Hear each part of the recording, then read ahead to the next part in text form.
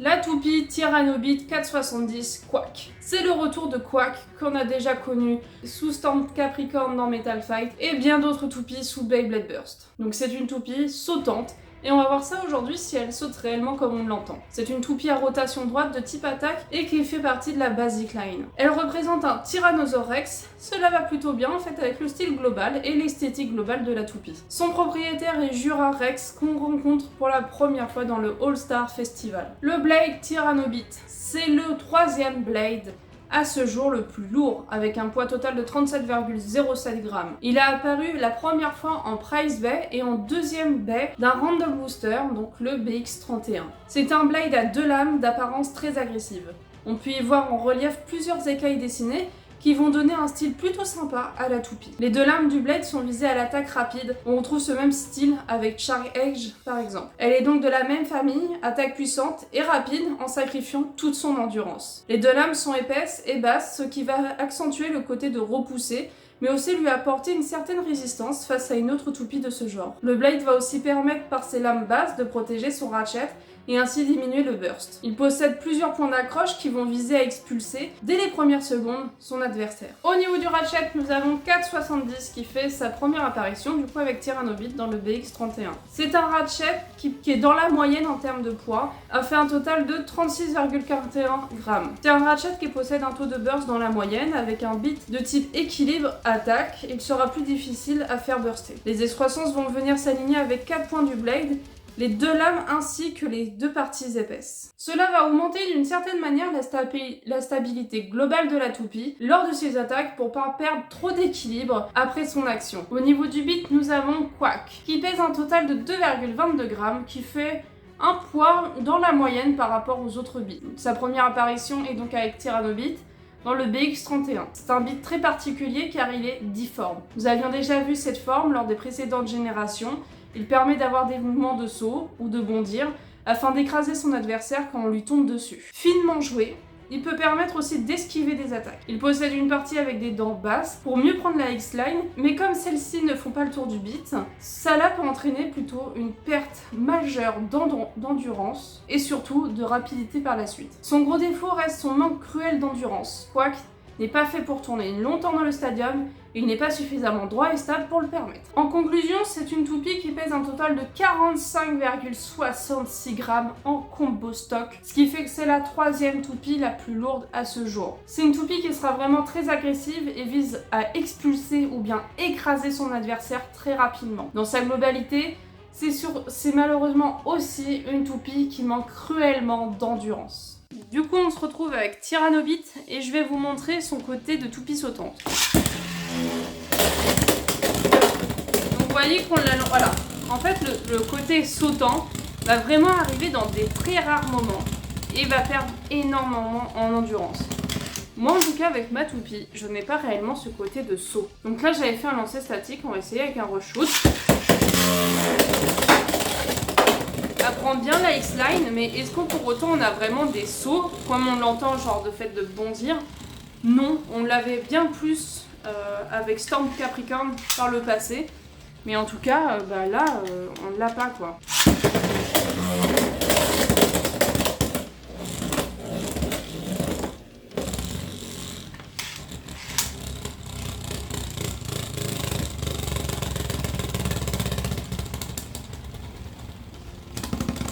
On va tester cette toupie contre une toupie de type défense et je vais utiliser par exemple Sphinx Call. Comme vous voyez, elle prend vraiment bien une X-Line. Elle va la prendre 2-3 fois pour commencer. Mais si elle tombe sur une toupie qui va résister, et elle n'aura jamais assez d'endurance en combo stock pour réellement lui résister. Et on aura de temps en temps aussi des auto-éjections.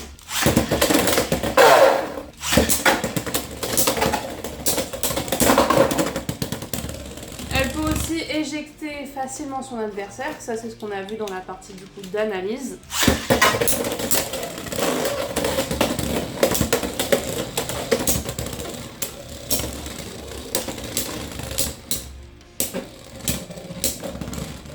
On va tester contre une autre toupie de type défense, Rhino Horn, qui sera beaucoup plus légère et beaucoup plus facile à faire expulser.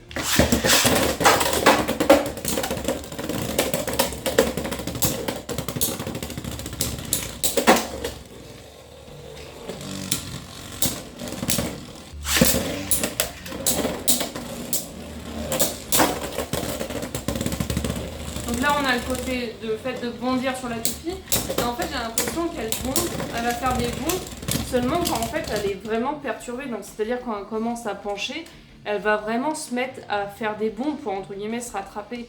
Ça je suis d'accord, mais sinon dans les autres moments, on n'a pas de réel bond de la toupie. Bon, vous avez vu son côté plutôt agressif, on va voir son côté de résistance face à une autre toupie qui peut être tout aussi agressive. On va tester contre Dramdrager qui moi personnellement m'a beaucoup convaincu. Pour le test d'agressivité, je vais utiliser un string launcher qui sera beaucoup plus facile à manier. Donc, vous voyez qu'elle peut sauter aussi pour esquiver son adversaire. Mais malheureusement, elle n'aura jamais assez d'endurance pour réellement lui résister sur du long terme.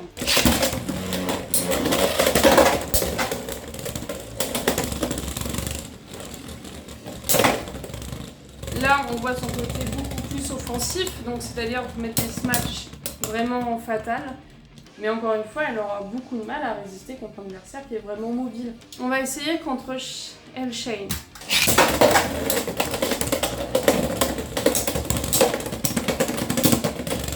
L-Shane arrive plutôt bien déséquilibré.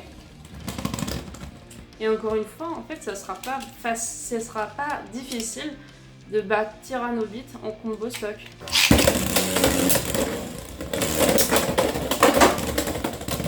Parce qu'elle va vraiment pour le coup partir dans tous les sens. Et c'est ce qu'on nous montre en fait finalement dans l'animé, c'est que cette toupie, elle part tellement dans tous les sens parce que ça la rend imprévisible. Donc là-dessus je suis d'accord, Takara a réellement respecté les promesses tenues. Cependant, c'est pas réellement une toupie qui va sauter dans le monde réel. On lance en statique ou en reshoot, on n'a pas de vrai saut. Elle va bondir en fin de rotation quand elle va se mettre à se déséquilibrer, mais pas dans sa rotation tout le temps, dans sa rotation qui est globale. Donc ça, c'est dommage et j'aurais aimé avoir un côté un peu plus bondissant, accentué.